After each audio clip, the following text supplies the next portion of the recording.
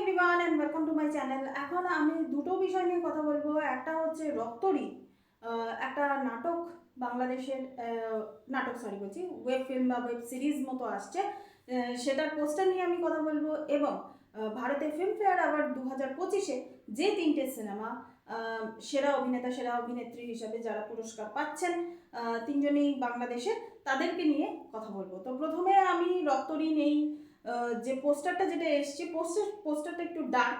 এমনিতে বাপ্পারাজকে তার সম্বন্ধে একটু বলে নিই। তিনি হচ্ছেন বাংলাদেশের একজন অ্যাক্টর ডিরেক্টর, মানে তিনি অনেকটাই সিনিয়র, এবং তার জন্মদিন উপলক্ষে এখানে মোস্তফা খান শিয়ানের পরিচালনা একটা ওয়েব সিরিজের একটা পোস্টার এসছে।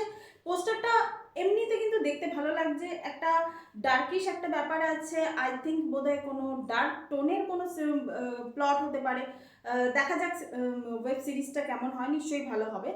আর এমনিতে বাংলাদেশে আমি দেখেছি নাটক ওয়েব সিরিজগুলো বা ওয়েব ফিল্মগুলো কিন্তু বেশ ভালো হয়, তো সেই হিসাবে অসংখ্য শুভকামনা রইল। এরপর যদি আমি বলি যে ভারতে ফিল্মফেয়ার 2025 সালে যে বাংলাদেশের তিনজন অভিনেতা অভিনেত্রী তারা পুরস্কার পাচ্ছেন, একজন হচ্ছে হুব্বা সিনেমার জন্য মোশাররফ করিম, পদাতিক সিনেমার জন্য চঞ্চল চৌধুরী, এবং ভূতপরি সিনেমার জন্য জয়া আহসানের এটা 8তম।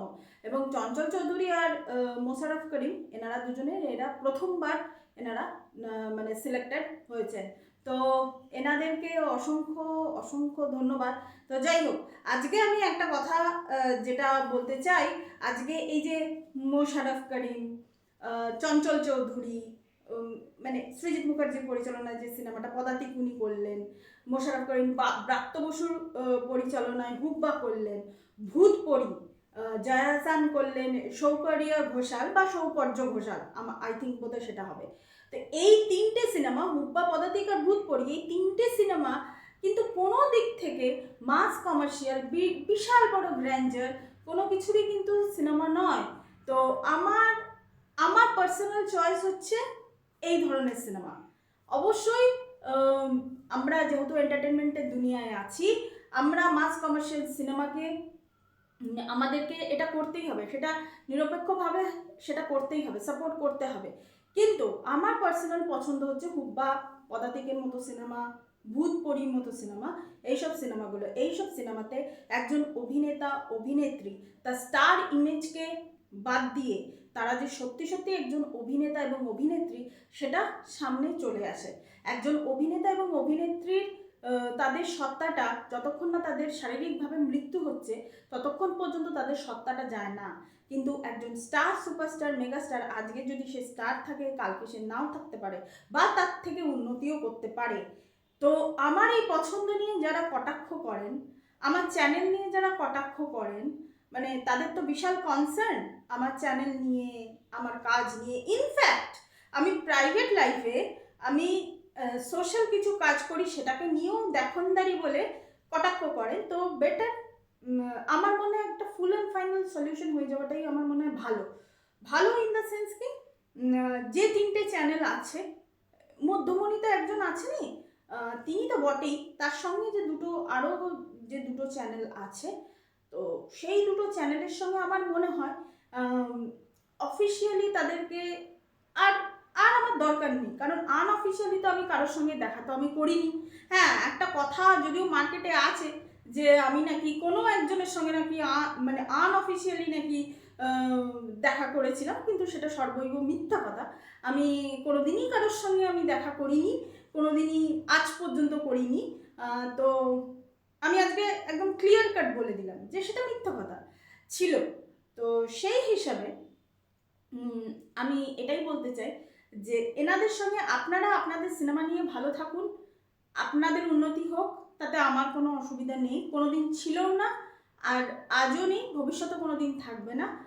আমি আপনাদের রাস্তায় কোনো দিন আসবো না, আশা করব আপনারাও আমার সামনে কোনো দিন আসবেন না, বা আমার কাজের সমালোচনা, ক্রিটিসিজম, যখন অফিসিয়ালি কোনো যখন সম্পর্ক যখন থাকছেন আপনাদের সঙ্গে, তাহলে এই অধিকারটাও আপনাদের নেই যে আমার কাজ নিয়ে আপনারা কোনো ক্রিটিসিজম করেন, তাই তো?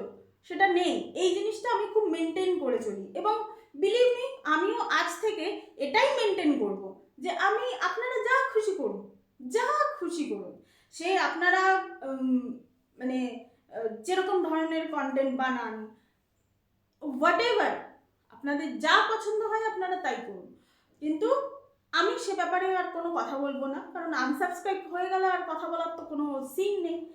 আমার কাছে তো নোটিফিকেশান আসবে না আনসাবস্ক্রাইব হয়ে গেলে, তাই তো? তো সেই হিসাবে আমি আর এই জিনিসটার মধ্যে আমি একটা ফাইনাল একটা সলিউশন চাইছি, কারণ বারবার করে তো আমি অপমানিত হতে পারবো না, তাই না? প্রত্যেকের একটা আত্মসম্মান বোধ আছে, বারবার করে আমি অপমানিত হতে পারবো না। আর তাদের কাছ থেকে যাদের যোগ্যতা মানে আমার ধারে কাছে আসে না, তাদের কাছ থেকে হ্যাঁ এক যদি বুঝতাম যে বিশাল কিছু করে ফেলেছে, বিশাল কিছু হয়ে গেছে, ঠিক আছে, সেটা না হয় হ্যাঁ যারা আমার থেকে বেশি যারা জানে তাদেরকে আমি সম্মান দিতে আমার কোনো অসুবিধা হয় না, কিন্তু যারা জানে না তাদেরকে সম্মান আমি অসম্মান করছি না।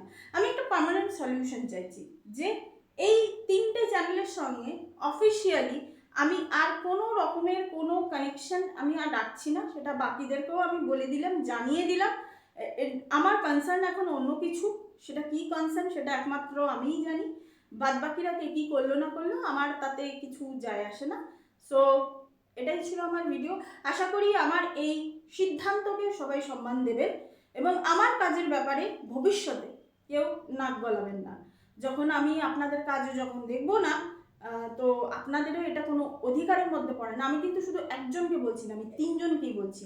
আপনাদের কোনো অধিকারের মধ্যে পড়ে না যে আমার কাজকে নিয়েও আপনারা ক্রিটিসাইজ করেন। পাবলিক প্ল্যাটফর্মে অনেক জিনিস বেরোয়, সব নিয়ে কি সব জিনিস নিয়ে কি আপনারা কথা বলেন? বলেন না তো।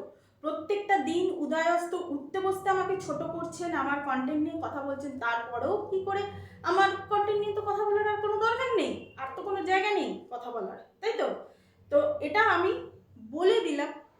আশা করব আপনারা, আমি তো আর দেখবো না আপনাদের ভিডিও, আশা করব আপনারা আপনাদের দিক থেকে এই জিনিসটাকে মেনটেন করবেন যে আমার বিষয় নিয়ে কোনো কথা আপনারা বলবেন না।